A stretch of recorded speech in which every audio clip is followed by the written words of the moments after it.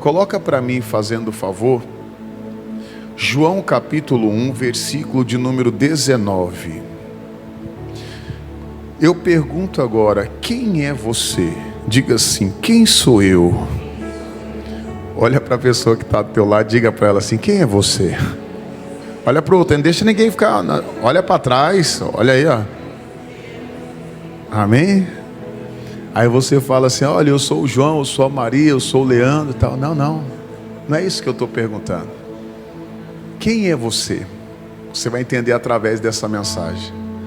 No versículo de número 19, diz assim: e este é o testemunho de João, quando os judeus mandaram de Jerusalém sacerdotes e levitas para que lhe perguntasse, quem és tu?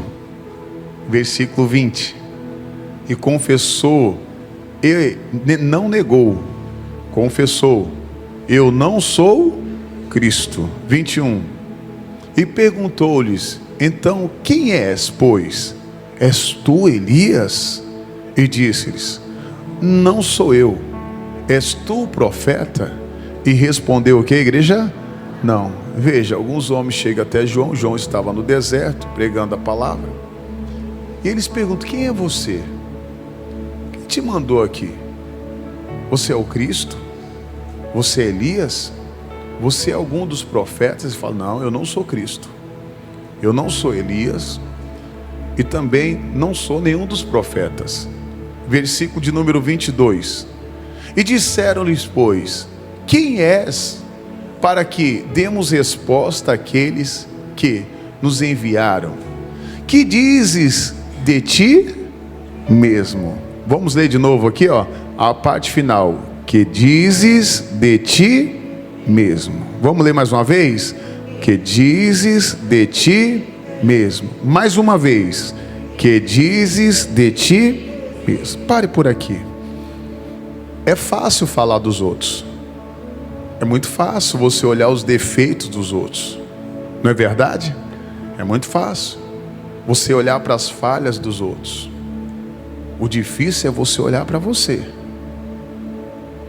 Você se examinar, né? Como a própria Bíblia diz lá em primeira carta aos Coríntios, capítulo 11, versículo 28. Examine-se o homem o quê? A si mesmo. Você tem se examinado? Porque é muito fácil você olhar para os outros, olhar para os defeitos dos outros, olhar para as falhas dos outros, mas você não olha para as suas falhas. Você não olha para os seus defeitos. E vive olhando às vezes para a vida das pessoas. A Bíblia diz aqui em Mateus capítulo 7, o versículo é o de número 1. Coloca para mim, fazendo favor, Mateus capítulo 7, versículo de número 1. O que ele diz aqui? Não julgueis, para que não sejais o que? Julgados. Cuidado, irmão, quando você julga. Quantas vezes, né, eu já vi irmãos falando assim, poxa, o fulano não vem para a igreja, por que ele não está vindo para a igreja? Tá, não, irmão, você tem que vir para a igreja. Poxa, você está trocando Jesus. Mas aquela pessoa que um dia estava dando exemplo para o outro, hoje ela não está vindo para a igreja. Hoje ela está fazendo as mesmas coisas que aquela outra pessoa que ela estava falando para não fazer, está fazendo hoje. Será que nós não estamos agindo desse jeito? Porque é fácil, sabe, eu julgar os outros. É fácil você que é casado, você ficar olhando os defeitos da sua mulher. E os seus defeitos, você, marido? Ou às vezes a mulher olha o defeito do marido, mas não se examina. Às vezes a gente tem que entender o seguinte, às vezes fala, pastor, eu tenho que melhorar o meu casamento. Quem é casado aqui? Levanta a mão. Você quer um casamento aqui muito abençoado? Já tá, mais do que você quer? Quem quer? Então antes de, sabe, você olhar para o seu marido ou para a sua esposa, olhe para você mesmo. Uma coisa eu entendi na minha vida, que para mim melhorar o meu casamento, eu tinha que melhorar primeiro. E às vezes nós pensamos somente em nós. Eu falei, não, eu que tenho que mudar. Somos nós que temos que mudar. Mas às vezes nós queremos mudar as pessoas. Nós ficamos procurando defeito nos outros. Às vezes ficamos, sabe, comparando. Eu não tenho que comparar minha esposa com nenhuma outra mulher. Ela é única, ela é minha. Deus me deu ela. Quem está entendendo, diga glória a Deus. Porém, veja, continua o versículo 2, ele diz o seguinte: porque com o juízo com que julgardes, sereis julgados, e com a medida com que tiverdes medidos, vos hão de medir a vós. E por que repara tu no argueiro que está no olho do teu irmão, e não vê a trave que está no teu olho? Então veja, eu estou vendo um cisco, sabe, estou vendo um pequeno cisquinho que está no olho do meu irmão, mas ele não está vendo a trave que está no olho dele. Aí pega aqui e volta de novo. É fácil você olhar, né, e falar: poxa, olha, estou vendo a vida dos outros, mas e você? Quem é você? Quem é os outros eu sei, está lá, ó, fulano, ciclano, esse aqui, ó, esse aqui é o fofoqueiro, esse aqui é isso, esse aqui é aquilo, é aquilo. E você, quem você é? Aqueles homens chegaram para João e perguntou: você, me diz, fala de você mesmo agora. Se fosse para falar de você mesmo agora, o que você falaria de você mesmo agora? Você é uma boa esposa? Você é um bom esposo? Você é trabalhador? Você pode falar que você é uma pessoa honesta? Que você é uma pessoa santa? Que você é uma pessoa justa? Que você é uma pessoa fiel? Você pode falar que você é de Deus mesmo? Se examine você. Você é uma pessoa de oração? Você é uma pessoa que tem compromisso com Deus na igreja? Você é uma pessoa que serve a Deus? Quem é você? Quem é você? Olhar para os outros, às vezes que está servindo, é fácil, porque isso acontece muito, viu? Tem muita gente, deixa eu falar aqui, ó, que está sentadinha aqui, ó, que não tem coragem. Não tem coragem de se levantar, mas tem coragem de falar dos obreiros aqui. Falar que ele é um mau obreiro, que é isso e aquilo. Mas e você? Quem você é? Covarde. Me desculpe, irmão. Você direto mesmo. Tem pessoas que é covarde. Ela fala dos outros, mas ela não se levanta. Ela fala que ela é fiel, mas ela não é fiel. Sabe quem tem sido você verdadeiramente? Quando você passa por uma luta, por uma batalha, por um momento difícil. É aí que você vai saber quem você é. Mas antes, lembre-se, olhe para você mesmo e pergunta: quem eu sou? Quem eu sou? Quem eu sou? Eu tenho que perguntar isso para mim: quem eu sou verdadeiramente? Quando eu estava ali dentro meditando, eu falei: poxa, será que eu tenho sido um bom pai? Será que eu sou um bom esposo? Ah, mas a minha esposa está amarrado, estou dando um exemplo aqui, ela não é a minha esposa, é uma boa esposa, uma mulher de Deus, uma mulher que cuida de mim. Ela não está no altar, ela não é pastora, mas sempre fala aqui, minha esposa não é pastora, eu que cuido do povo aqui, mas ela cuida de mim para que eu venha cuidar de vocês, sabe, ela me ajuda, ela me auxilia. Ontem ela estava aqui o dia todo aqui comigo na igreja, sabe, me auxiliando. Saímos daqui de noite aqui, daqui a pouco ela está aqui comigo, estava falando com ela, daqui a pouco ela vem e passa o dia todo comigo aqui, só sai quando eu saio daqui. E assim vai, poxa, ela está ali, mas eu falar dela é uma coisa, mas e de mim? Volta lá para mim, fazendo um favor, em João capítulo 1, né, o versículo de número 22. Olha o que ele diz aqui, ó. E disseram-lhes: pois quem és, para que demos resposta àquele que nos enviaram?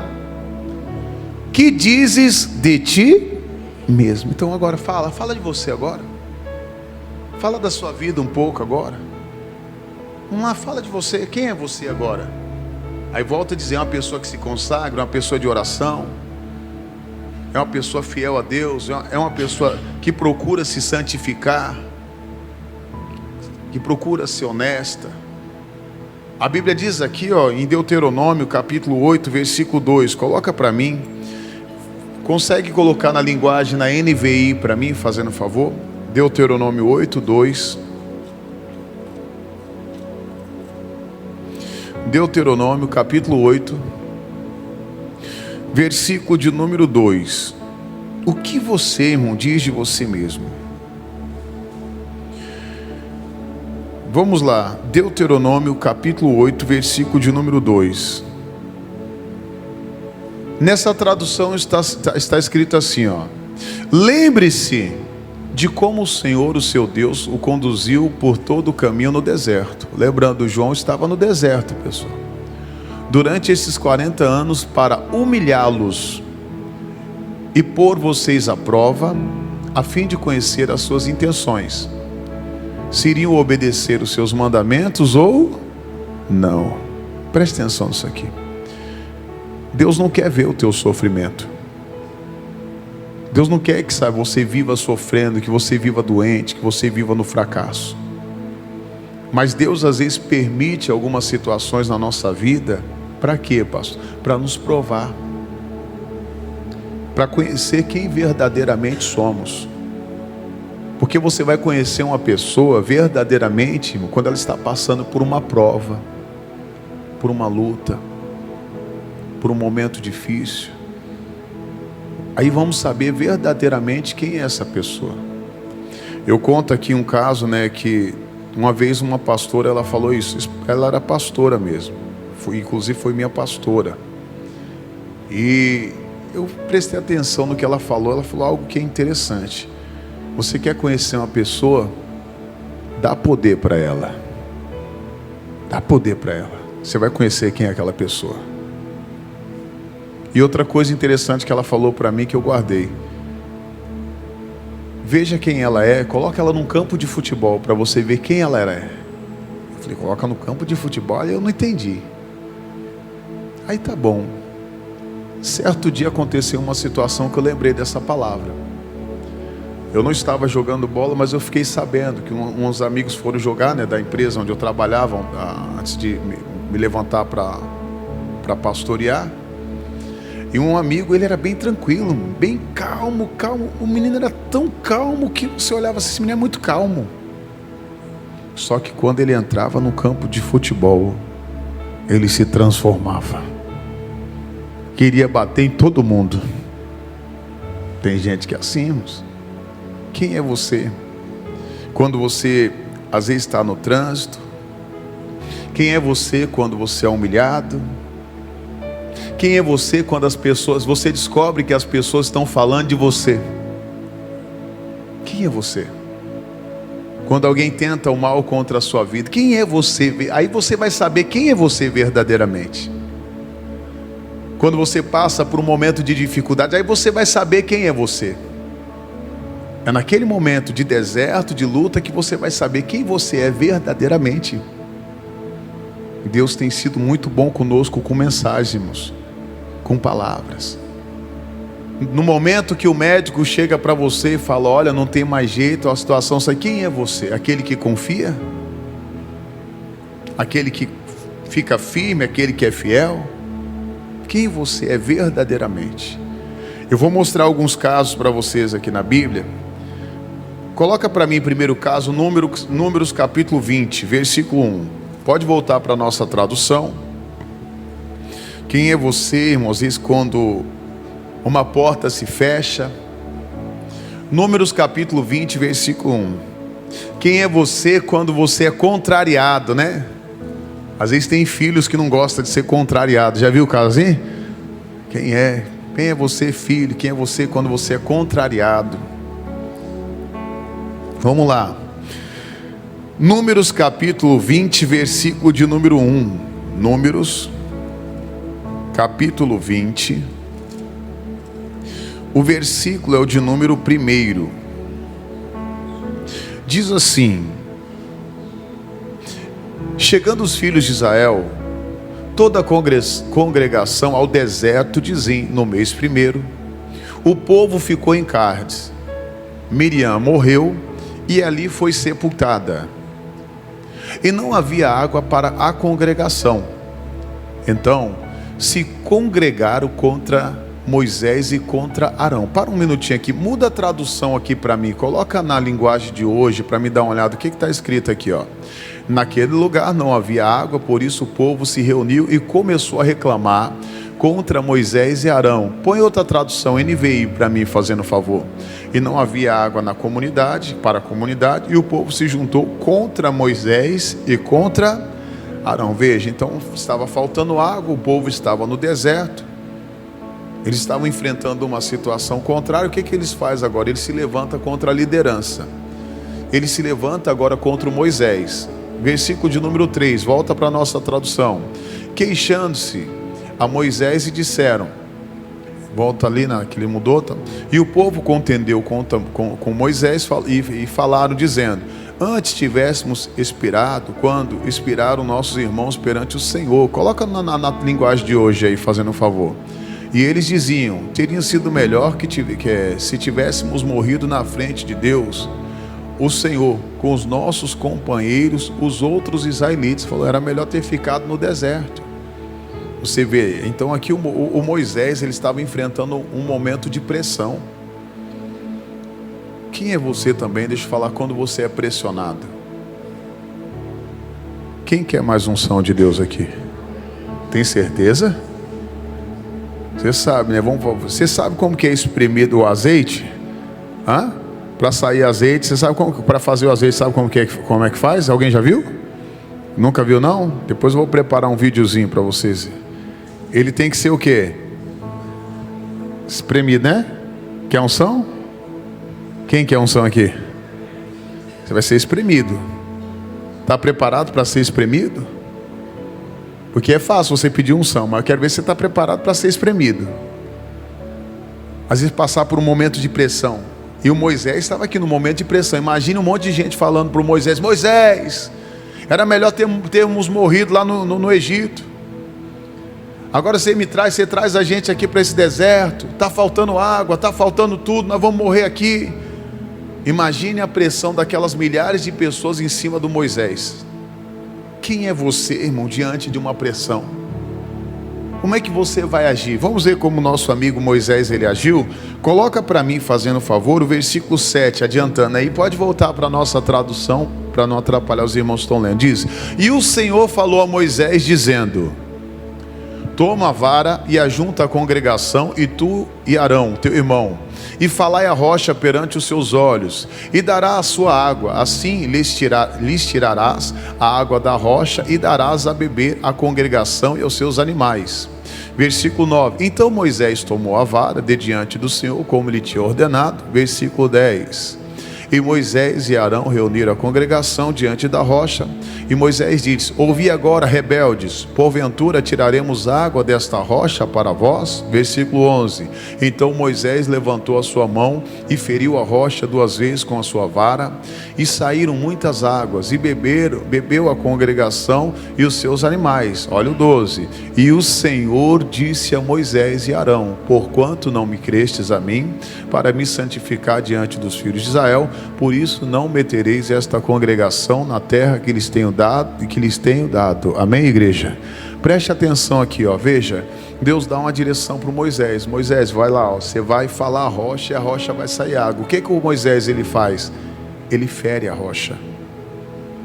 Ele fere. A Bíblia diz aqui, se você for ver, ele se irritou.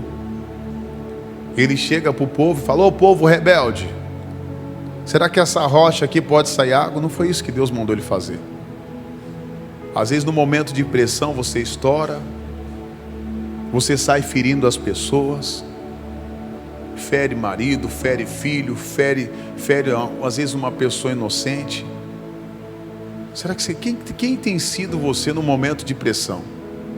Está agindo como Moisés? Veja, ele perdeu a bênção. Quantas pessoas às vezes têm perdido a bênção porque no momento de pressão ela fala o que não devia. Às vezes é no trabalho. Você já viu o caso? Provavelmente aqui alguém aqui já deve ter visto o caso. Você já viu o caso de pessoas que ela estourou no trabalho, falou o que não devia, ela precisava trabalhar, ela acabou se estourando por causa de uma perseguição, às vezes até mesmo uma injustiça que ela estava sofrendo, ela falou o que ela não devia e ela foi mandada embora. Alguém já viu o caso assim? Quem já viu? Às vezes alguém está aqui e fala, pastor, eu já passei por isso, eu fui injustiçado, falaram de mim, eu não aguentei, fui me defender, fui falar o que era para ter falado, fui falar a verdade, acabei sendo mandado embora. E às vezes acontece. Naquele momento de pressão, ao invés de ela manter a calma, ela acaba estourando. Outro exemplo que eu quero mostrar para você aqui, Gênesis capítulo de número 39. Gênesis capítulo 39, primeiro livro da Bíblia. Gênesis capítulo 39, O versículo é o de número 1. Gênesis, capítulo 39, versículo de número 1.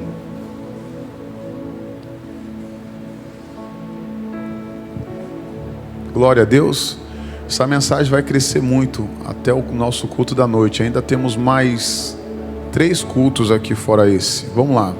E José foi levado ao Egito, e Potifar, eunuco de Faraó, capitão da guarda, varão egípcio, comprou da mão dos ismaelitas, que tinham levado lá. Versículo 2. E o Senhor estava com José, e foi varão próspero, e estava na casa de seu senhor egípcio. E vendo, pois, o seu senhor que o Senhor estava com ele, e que tudo o que ele fazia o Senhor prosperava em sua mão. Versículo 4. José achou graça aos seus olhos e servia-o. E ele pôs sobre a sua casa e entregou na sua mão tudo o que tinha. Versículo 5. E aconteceu que desde que pusera sobre a sua casa e sobre tudo o que tinha, o Senhor abençoou a casa do egípcio por amor de José. E a bênção do Senhor foi sobre tudo o que tinha, na casa e no campo. Versículo 6. E deixou tudo o que tinha na mão de José, de maneira que de nada sabia do que estava com ele, a não ser do pão que comia.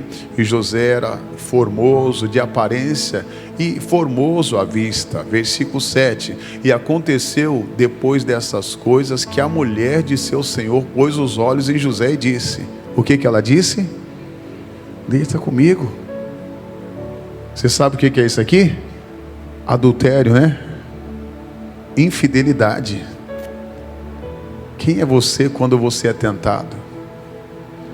Quando aparece uma mulher bonita na sua frente, ou um homem bonito, ou às vezes até mesmo uma pombagira, né? Não sei. Quem é você? Aqui só dando um tempinho aqui, para aqui nesse momento, você vê, o José era escravo. Ele foi vendido ali pelos seus irmãos para se tornar escravo no Egito. Chegando lá, sabe, ele chega na casa do seu senhor, o seu senhor começa a entregar as coisas na mão dele, e o senhor Potifar entendeu que tudo que José fazia dava certo, irmão. Ele olhava e falava: rapaz, onde esse menino coloca as mãos dá certo, prospera. Ele começou a prosperar em tudo ali. A Bíblia diz que o José, ele era formoso de aparência e à vista. Com outras palavras, sendo mais claro, provavelmente ele era um menino muito bonito. E a mulher de Potifar vai lá e se engraça com ele. Fala: rapaz, vou me deitar com esse menino.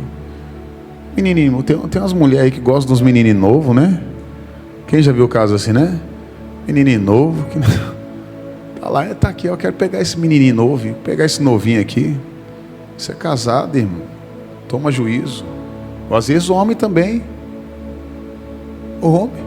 Eu lembro de um amigo que... tá amarrado, deixa quieto.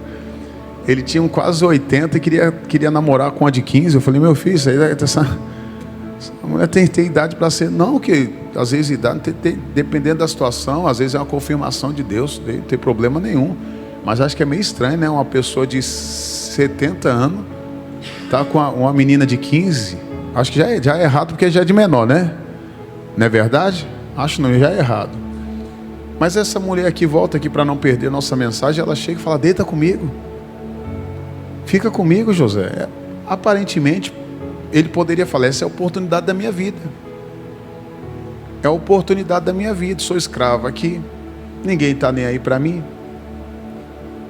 É aquele caso, sabe, daquela pessoa que fala: rapaz, eu trabalho, e é o meu patrão que enriquece. Então sai do trabalho. Por que você não sai do trabalho? Por que você não sai? Fica falando. Tem gente que é assim, irmão. Você não está recebendo seu salário? Aquilo que você aceitou quando você entrou? Não fizeram um acordo com você? E às vezes a pessoa aceita o trabalho, ela entra no trabalho, ela começa a trabalhar, e daqui a pouco ela fala: não era para me receber mais. Não, mas você concordou com o salário. Você concordou com o salário. Está lá, deixa o seu patrão. Ou por que você não se torna patrão? Porque às vezes não tem capacidade, mas às vezes fala do patrão. Então quem você é? O José aqui, ele tinha a oportunidade de falar do patrão dele. Peraí, quer saber? Esse cara só está me usando aqui. Ele está enriquecendo as minhas custas. Vou catar a mulher dele agora. O José não fez isso. Olha o que a Bíblia diz aqui, versículo 8, ele diz assim: porém ele recusou e disse à mulher do seu senhor: eis que o meu senhor não sabe do que há em casa comigo, e entregou em minha mão tudo o que tem. Ele confiou tudo o que ele tinha nas mãos do José. Versículo 9: ninguém é maior do que eu nesta casa, e nenhuma coisa me vedou senão a ti, porquanto é sua o quê? Mulher. Não, você é mulher do meu senhor. Como pois faria este tamanho mal e pecaria contra? A pessoa que adultera, ela está pecando contra Deus. Ah, pastor, mas ele fez eu movi. Você está pecando contra Deus. Ele falou: não vou ser infiel. No momento da tentação, ele permaneceu fiel a Deus. Diga glória a Deus. Eu vou ser fiel a Deus. Tanto que depois essa mulher, se você for ver depois, ela tentou agarrar ele à força. O que ele fez? Ele fugiu. Ainda ela ficou com ali um pedaço das vestes dele na mão e acusou ainda o José. O José foi preso injustamente, mas no final de tudo você sabe o que aconteceu, não é? O José se tornou cabeça ali do Egito. Diga glória a Deus. É isso que Deus faz com quem honra, quem é fiel. Quem é você no momento da tentação? Quem é você quando ninguém vê? Quem é você quando o seu marido não está perto, quando o seu pai não está perto, quando o seu pastor não está perto? Quem é você quando o seu patrão não está? Você já viu o caso, né, de pessoas... quem já trabalhou em empresa aqui? Ou quem está trabalhando aí? Você já viu o caso que quando o chefe não está, o patrão não está, a pessoa enrola, não trabalha. Quando o patrão chega... Quem já viu o caso assim? Você acredita que eu já vi isso na igreja? Já vi isso na igreja, irmão. Não eu, no tempo que eu era obreiro e tal. Tá, meu irmão, quando o pastor chegava, eu vi os auxiliares, tudo. O pastor está chegando, irmão. Vamos arrumar aqui. É bem assim, né? E quem é você? Fale de você mesmo agora. Você é aquele preguiçoso, sabe que só trabalha quando os outros estão vendo, que só é fiel quando você está na frente das pessoas. José era fiel, tanto na frente do seu senhor, quanto ali por detrás do seu senhor. E ele tinha 1000 motivos para falar do patrão. Tinha ou não tinha? Mas ele não falava. Cuidado, irmão. Quando você fala, sabe, às vezes está falando do... Não estou me defendendo aqui não, viu? Porque eu não estou sabendo de nada. Mas tem gente que fala do pastor, mas ela continua na igreja. Ela pede oração para o pastor, que ela continua buscando. E tem gente, irmão, que para qualquer igreja que ela for, ela vai falar mal. Ela vai falar mal. Você já vê que isso é um mal que acompanha a vida dessa pessoa. Para onde ela for, qualquer trabalho que ela entrar, ela vai falar mal do trabalho. Aonde ela for, ela vai falar mal. Para ela nada está bom. Então quem é você quando você tem sido tentado? Mais um exemplo aqui, vamos lá. Coloca para mim 1 Samuel capítulo 1. Primeiro livro de Samuel, capítulo 1, versículo 1. Vamos lá.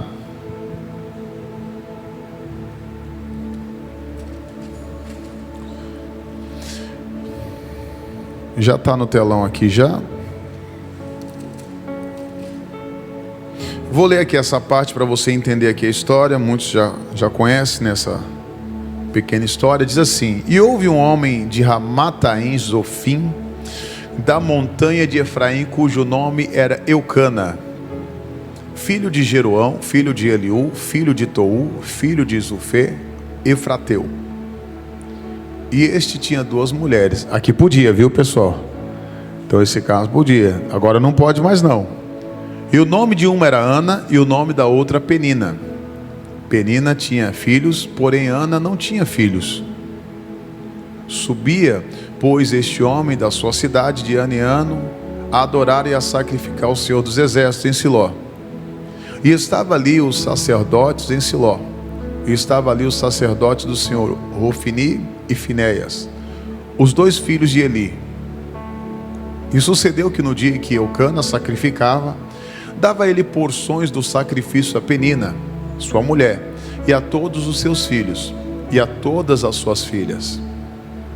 Porém Ana dava uma parte excelente, a melhor parte, porquanto ele amava Ana. Porém o Senhor lhe tinha cerrado a madre, e a sua competidora excessivamente irritava, para embravecer, porquanto o Senhor lhes tinha cerrado, que a igreja amada. Essa mulher aqui devia ser muito humilhada, irmão.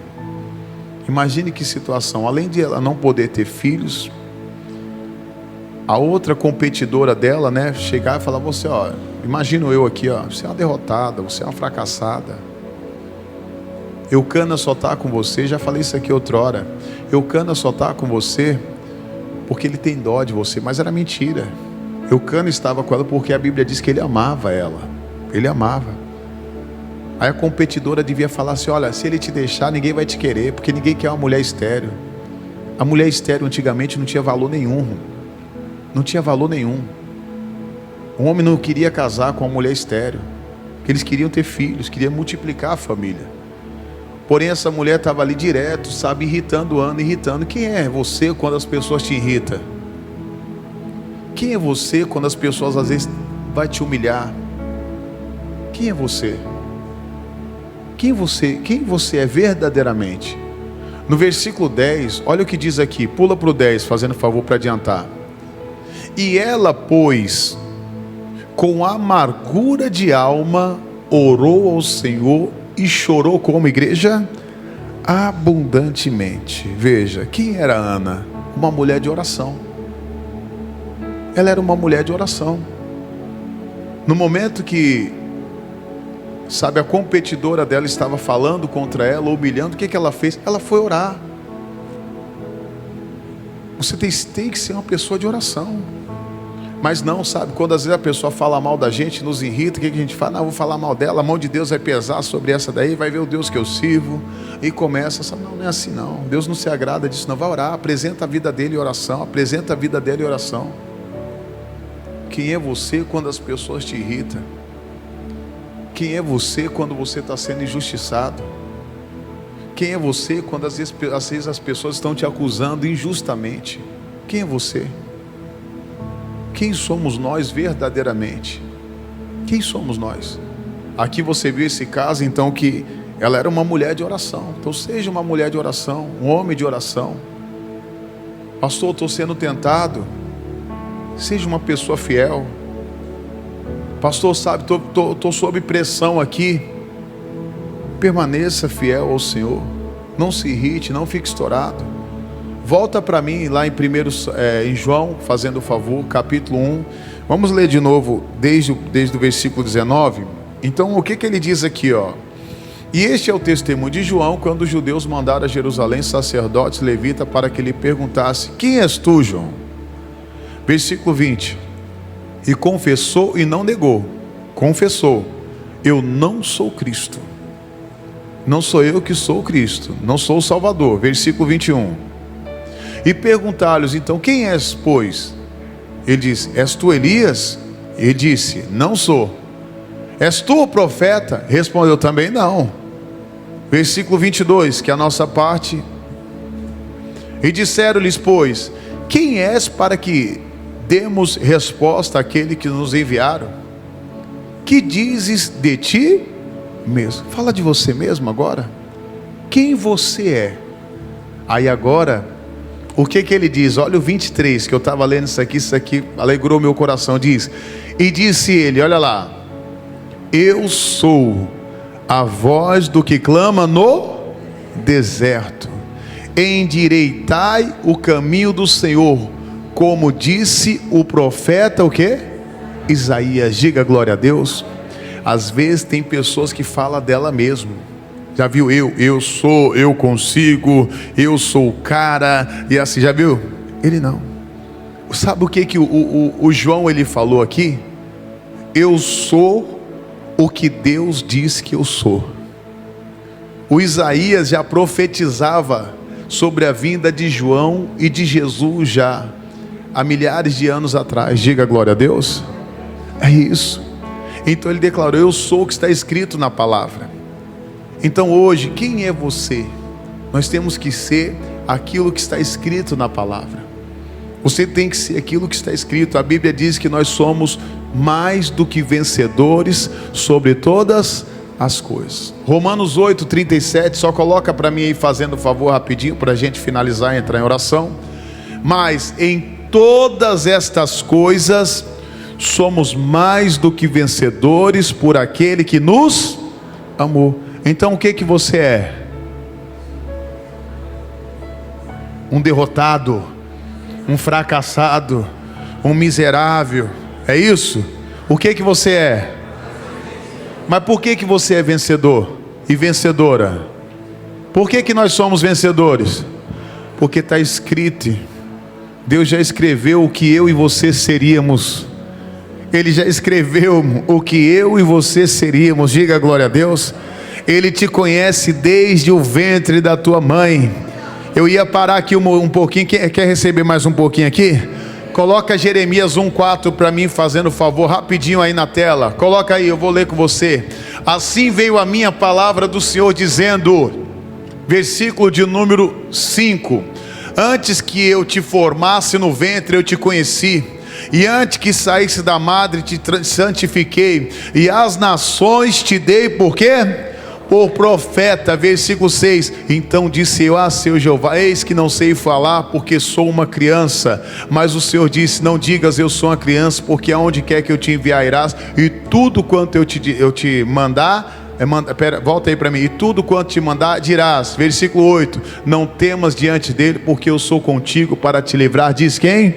O Senhor. Diga glória a Deus. Está aqui, ó, desde o ventre Deus conhecia ali o profeta Jeremias. Desde o ventre Deus te conhece, amém? Ele sabe, Ele te levantou para fazer a diferença. Então por isso, você hoje é o que a palavra de Deus diz que você é. Você é vencedor, você é vencedora, você é um abençoado, você é abençoada por Deus, amém? Diga assim, eu sou vencedor, eu sou abençoado pelo meu Deus. Pode aplaudir Jesus em forte. Aplauda Ele, que Ele é digno de toda a honra. Bem forte, aplauda Jesus. Glória a Deus. Se coloque de pé agora, nós vamos orar. Coloque sua mão no seu coração, feche os seus olhos agora. Em nome de Jesus, com seus olhos fechados, seu coração aberto. Eu vou fazer uma oração agora pelos irmãos que nos acompanham aqui pelas redes sociais. E depois eu já finalizo com eles aqui em nome de Jesus. Você com seus olhos fechados, feche os olhos, vamos buscar Deus. Pai, em nome de Jesus, eu venho aqui apresentar a vida dos nossos irmãos que nos acompanham aqui pelo YouTube. Jesus, eu te peço agora, abençoa cada um deles. Pai, que esta palavra, meu Deus, permaneça no coração de cada um dos teus servos, Pai. Meu Deus, nós temos que nos examinar. Quem somos nós? Porque é fácil dizer quem é as pessoas, quem são os outros. Falar dos outros é fácil. Agora, e falar de nós mesmos? Falar da nossa vida mesmo, Pai. Pai, nos ajude sempre a nos examinarmos. Eu peço uma bênção para este meu irmão, essa minha irmã que nos acompanha por meio das redes sociais. Que o Senhor visite elas, Pai. Toque, curando, libertando, levantando, abençoando todos eles, pessoas de perto e de longe, que sejam tocadas agora pelo Senhor, e que o Senhor use elas, meu Deus, para compartilhar essa palavra, meu Deus, com pelo menos ali mais 3 pessoas, e ela vai até tentar compartilhar até com 12, levantando 12 pessoas, 12 discípulos, meu Deus, que precisam ouvir essa mensagem. Eu abençoo todos aqui, Pai, que nos acompanha pelo YouTube, em nome de Jesus. Agora, Pai, eu te peço, abençoa aqui tua igreja, vem nos abençoando, Senhor.